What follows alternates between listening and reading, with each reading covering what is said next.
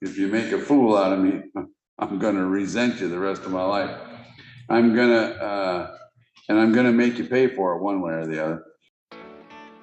Welcome to the Rebel Chaser channel. My name is Gail, and this clip comes from Judge Bruce Hanify at the Clallum County District Court. I chose this clip strictly because of the judge. He is funny. He cares about every person that comes before him. He throws out little quips to them to get them to understand either the seriousness or the fact that they need to return. And he's just endearing. I think you'll really enjoy him. He has a DUI defendant in front of him in this clip. Let me know what you guys think.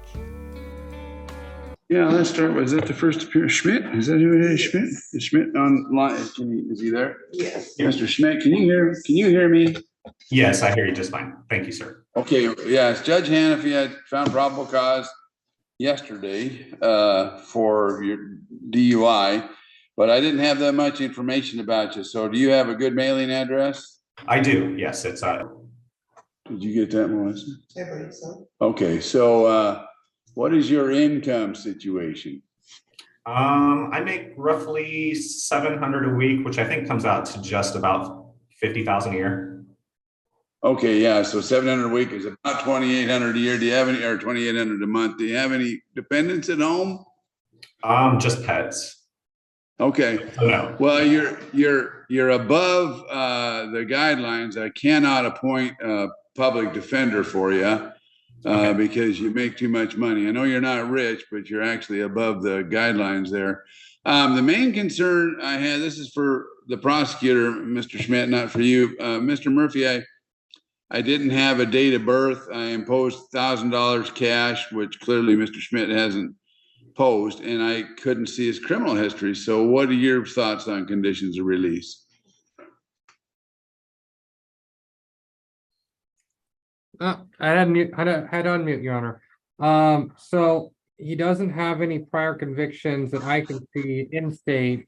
There's some older convictions out of state. Like there's a it's lost, and this is from out of Illinois. Yeah. Yeah, this is from quite old. This is from '98. This was a domestic battery, so it's not a driving related offense. And then there is also obstructing justice, but there's no disposition as to that. It just says it was filed as of 2002. Another battery, a domestic battery that was dismissed, felony from 2010. And that's the extent of the criminal history I have. Looking specifically at the allegations here, 50 in a 30-mile-per-hour zone. Speeding at any point is a bad decision. It's particularly bad when the individual is as intoxicated as Mr. Schmidt was. His BAC was at a point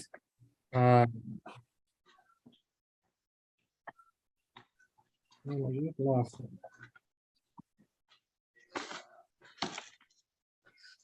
0.202, 0.201, 0.209, and 0.208. So they're all within that plus or minus 15% of the mean, and consistent with the level of intoxication that Mr. Schmidt displayed when he was doing the field sobriety test.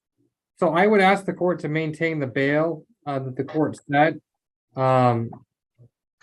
There's a community safety concern. I believe that given his performance on the field sobriety test, the reason for the stop. Thank you. Mr. Schmidt, what are the odds of you posting that $1,000 cash in the next few days? It's not good, sir, especially because I live so far away and it's a cash bond. If it was something I could use my debit card for, I could definitely, it would definitely be easier, but because it's a cash bond, I don't have any way to do that, to be honest. And I live 4 hours away. I don't know that I could get somebody to drive 8 hours round trip. Right, right. What's your job? What's your job? I'm an account manager for Holman Logistics. You still got a job if you're released from jail? I very much hope so, sir. Okay. That's going to be the very first call I make when I get out of here is to my boss. Okay. All right. Well, your BAC was high. You know, 0.20 is like you're a danger to everybody. You know, you're a danger.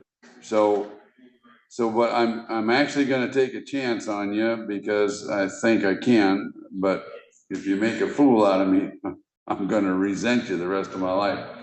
I'm gonna make you pay for it one way or the other. I'm gonna release you to go back to your home and your job. Okay, hold on. Yes. I'm not God. You don't need to pray, but you probably need to pray to God when you get out of here. Anyway, I need you back here. You can appear by Zoom. I need you back here on the 23rd at why? Oh, we did it at 11 o'clock because we just found. We're going to get you here at 9:30. You need to be on Zoom at 9:30. I can definitely. But here's how this is going down. You need to have an attorney. That's one of the reasons why I'm releasing you is I want you to get that job, keep that job, and hire an attorney. Yes, sir. And I absolutely forbid you to be drinking. You cannot drink. You cannot use recreational drugs. You cannot drive. I don't ever want to touch another drop of it ever. Okay, but see, here's what we're really talking about is I'm notorious for setting some pretty monstrous bails, and I'll guarantee you, if we get wind that you're driving without a license or drinking or using drugs, we're going to revoke your release and put $10,000 cash on you and just keep you here till Christmas. Is my license still valid now? I don't know that. That's why you need to get to work. We're releasing you today. Yes. The next couple of days of your life, you're going to find an attorney. You're in Tacoma. Lots of attorneys. There are attorneys in Port Angeles and Port Townsend. You might want to try to go more local. I don't know, but you need to. I want you back here on the 23rd on Zoom. Actually, I want an attorney to be appearing on your behalf. Now, if you cannot hire an attorney, you still need to be here. You need to be here anyway, but. We can talk about your finances and how do we get him a financial affidavit? Can we get him a financial affidavit before he leaves? Sure, I can fax it to We're going to get you a financial affidavit that you need to fill out if you're having trouble hiring an attorney. But I want you back here on time, 9:30 on the 23rd. I'm looking for an attorney to file a notice of appearance for you, and you don't get to break any more laws of any kind. Okay? Yes, sir. See you at 9:30 on the 23rd. Yes, sir. Since the court has released him, Mr. Smith, on PR, would the court consider requiring him to get an ignition interlock device?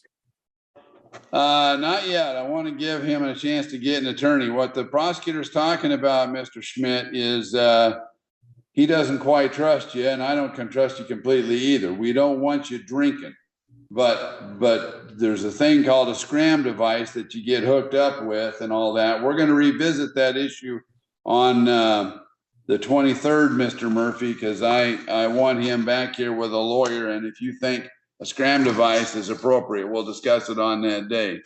All right, Mr. Schmidt, you be back here on the 23rd. Yes, sir. Thank you Your all Honor? so much.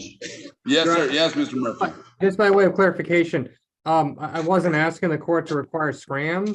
I was asking the court to require the ignition interlock device, the device that goes in the vehicle. Oh, you know what? That's a good point. Yeah.